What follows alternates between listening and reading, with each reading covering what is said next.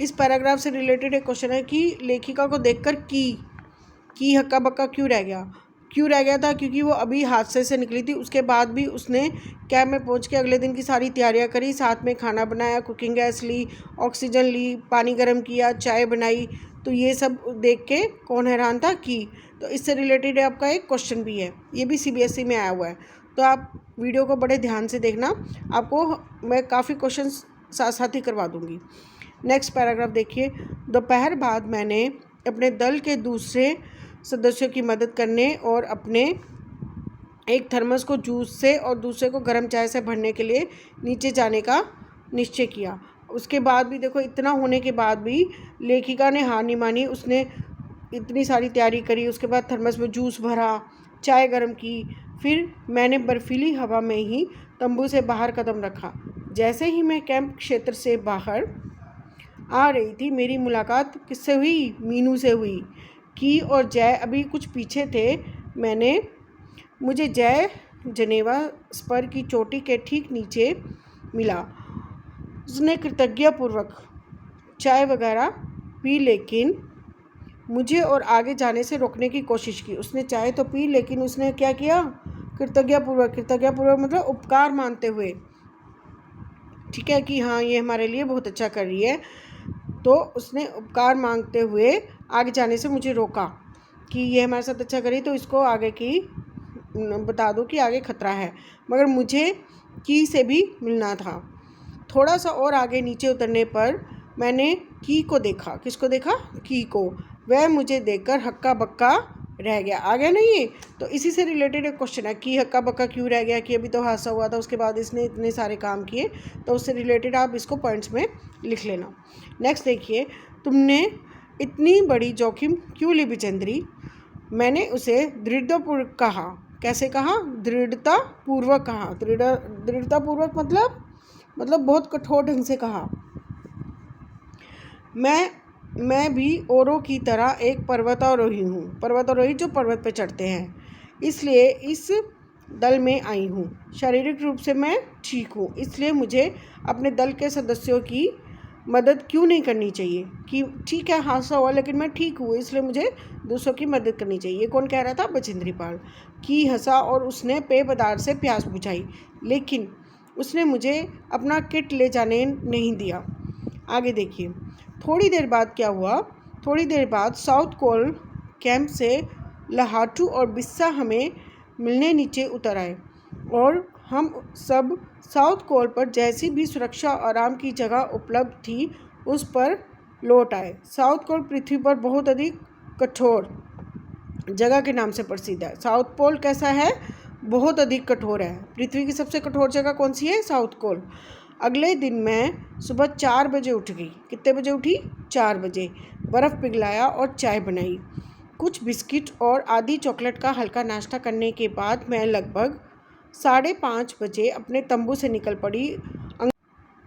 अंगदोर्जी बाहर खड़ा था और कोई आसपास नहीं था। कौन खड़ा था? अंगदोर्जी। आगे देखिए। नेक्स्ट है, अंगदोर्जी बिना ऑक्सीजन के ही चढ़ाई करने वाला था। कैसे करना था? बिना ऑक्सीजन के। देखिए कितना मुश्किल होगा उसके लिए। आगे देखते हैं हम।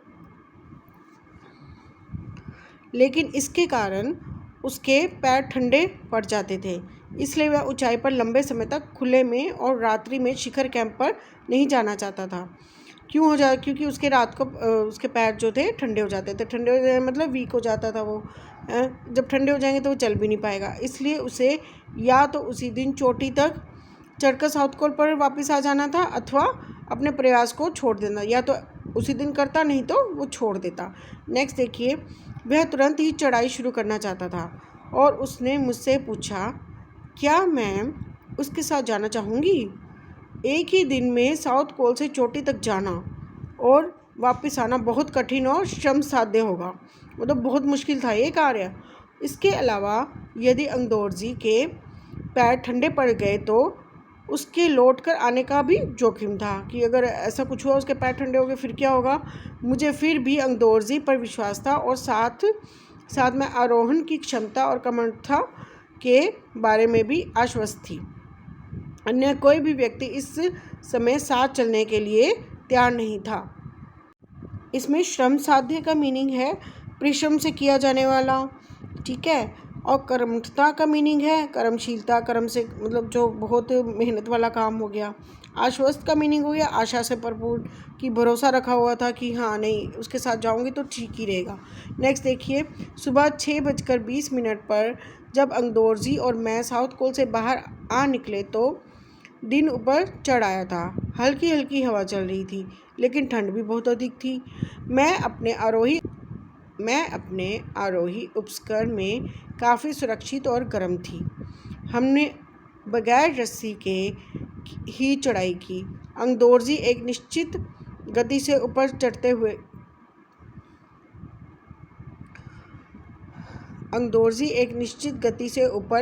चढ़ते गए और मुझे भी उनके साथ चलने में कोई कठिनाई नहीं हुई।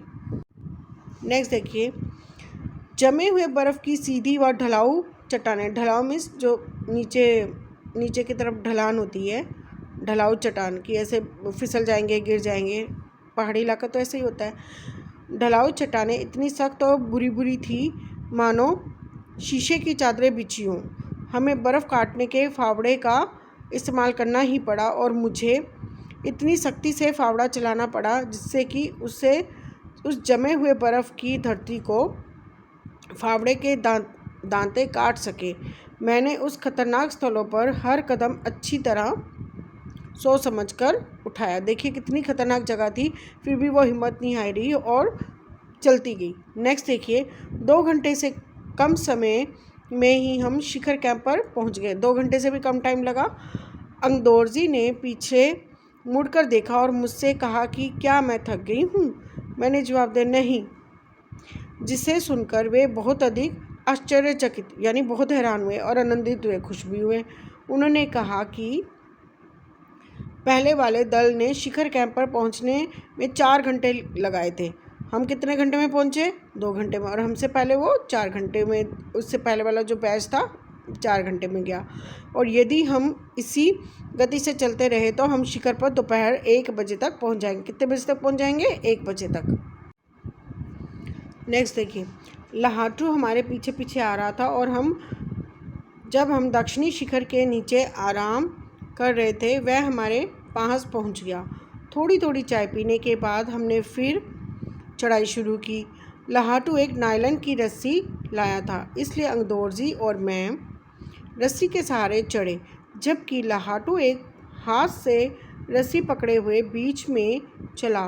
उसने रस्सी अपनी सुरक्षा की बजाय हमारे संतुलन के लिए पकड़ी हुई थी। लाहाटू ने ध्यान दिया कि मैं इन ऊंचाइयों के लिए सामान्यतः आवश्यक 4 लीटर ऑक्सीजन की अपेक्षा लगभग 2.5 लीटर ऑक्सीजन प्रति मिनट की दर से लेकर चढ़ रही थी। 4 लीटर की बजाय कितना ले रही थी मैं? 2.5 लीटर ऑक्सीजन। मेरे रेगुलेटर पर जैसे ही उसने ऑक्सीजन की आपूर्ति बढ़ाई, मुझे महसूस हुआ कि सपाट और कठिन चढ़ाई भी अब आसान लग रही थी। पहले कम ऑक्सीजन के साथ चल रही थी तो मुश्किल लग रहा था, लेकिन उसने मेरी जैसे ही ऑक्सीजन की मात्रा बढ़ाई तो मेरे लिए थोड़ा सा आसान हो गया। दक्षिणी शिखर के ऊपर हवा की गति बढ़ गई थी। उस ऊंचाई पर तेज़ हवा के झोंके भूरे भूरे बर्फ़ के कणों को चारों तरफ उड़ा रहे थे, जिससे दृष्टता शून्य तक आ गई थी। अनेक बार देखा कि केवल थोड़ी दूर के बाद कोई ऊंची चढ़ाई नहीं है, ढलान एकदम सीधा नीचे चला गया है। ऊपर कैसी लग रही थी बर्फ़? भूरे भूरे बर्फ़ के कण उड़ रहे थे क्योंकि तेज़ हवा चल रही थी। मेरी सांस मानो रुक गई थी। मुझे विचार आया कि सफलता बहुत नज़दीक है, कि अब हम बहुत नज़दीक पहुंच गए हैं। 23 मई 1984 के 1984 के दिन दोपहर के 1:07 पर मैं एवरेस्ट की चोटी पर खड़ी थी। एवरेस्ट की चोटी पर पहुंचने वाली मैं प्रथम भारतीय महिला थी। कब पहुंची थी मैं? 23 मई 1984 को। और एवरेस्ट की चोटी पर पहुंचने वाली कौन थी? प्रथम भारतीय महिला। कौन? बछेंद्री पाल। देखिए क्लैपिंग होनी चाहिए इस चीज़ के लिए। एवरेस्ट शंकु की चोटी पर इतनी जगह नहीं थी कि 2 व्यक्ति साथ साथ खड़े हो सके। चारों तरफ हज़ारों मीटर लंबी सीधी ढलान को देखते हुए हमारे सामने प्रश्न सुरक्षा का था। हमने पहले बर्फ़ के फावड़े से बर्फ़ की खुदाई कर अपने आप को सुरक्षित रूप से स्थिर किया। इसके बाद मैं अपने घुटनों के बल बैठी। बर्फ़ पर अपने माथे को लगाकर मैंने सागर माथे के ताज का चुंबन लिया। देखिए कितनी खुश हुई वो। बिना उठे ही मैंने अपने थैले से दुर्गा माँ का चित्र और हनुमान चालीसा निकाला। मैंने इनको अपने साथ लाए लाल कपड़े में लपेटा, छोटी सी पूजा अर्चना की और उनको बर्फ़ में दबा दिया। आनंद के इस क्षण में मुझे अपने माता पिता का ध्यान आया। इस पैराग्राफ का भी एक क्वेश्चन आता है कि बचेंद्री पाल ने एवरेस्ट पहुंचकर क्या किया। तो आप यही बताना कि उसने सागर माता का माथा चूमा और थैले में दुर्गा माँ की चित्र निकाला, हनुमान चालीसा पढ़ी, उनको लाल कपड़े में लपेटा, छोटी सी पूजा अर्चना करी और उसके बाद उन्होंने बर्फ़ में दबा दिया। इसका आंसर यही होगा। नेक्स्ट देखिए, जैसे मैं उठी मैंने अपने हाथ जोड़े और मैं अपने रज्जू नेता अंगदौरजी के प्रति आदर भाव से झुकी। अंगदौरजी जिन्होंने मुझे प्रोत्साहित किया, मतलब उन्होंने मेरा उत्साह बढ़ाया और मुझे लक्ष्य तक पहुंचाया। मैंने उन्हें बिना ऑक्सीजन के एवरेस्ट को दूसरी चढ़ाई चढ़ने पर बधाई भी दी। उन्होंने मुझे गले से लगाया और कानों में फुसफुसाया, कानों में कहा, दीदी तुमने अच्छी चढ़ाई की, मैं बहुत प्रसन्न हूँ, मैं बहुत खुश हूँ। ठीक है। कुछ देर बाद सोनम पुलजर पहुँचे और उन्होंने फ़ोटो लेने शुरू कर दिए। इस समय एक लहाटू ने हमारे नेता को एवरेस्ट पर हम चारों के होने की सूचना दे दी थी। तब मेरे हाथ में वॉकी टॉकी दिया गया। कर्नल खुल्लर हमारी सफलता से बहुत प्रसन्न थे। मुझे बधाई देते हुए कहा, मैं तुम्हारी इस अनूठी उपलब्धि के लिए तुम्हारे माता पिता को बधाई देना चाहूँगा।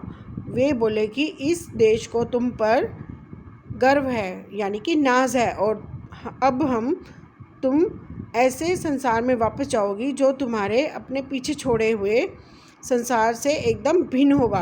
कि अब तुमने इतनी उपलब्धि कर ली तो तुम्हारा नाम हो गया। वाकई में अब बचेंद्री पाल का नाम है पूरी दुनिया में। सबसे पहली महिला सबसे पहली महिला थी, प्रथम भारतीय महिला वो भी, जो एवरेस्ट की चोटी पर पहुंची थी। तो इस तरह से हमारा ये चैप्टर ख़त्म होता है। आशा करती हूँ आपको ये चैप्टर समझ आया और आसान लगा, मज़ा भी आया। तो ऐसी और भी वीडियो बनाऊँगी, तो आप उसे प्लीज़ मुझे थोड़ा सा प्रोत्साहित करें और मेरे चैनल को लाइक, शेयर और सब्सक्राइब करें ताकि मुझे मोटिवेशन मिले, ताकि मैं और वीडियो बना सकूं। Thank you. Have a nice day.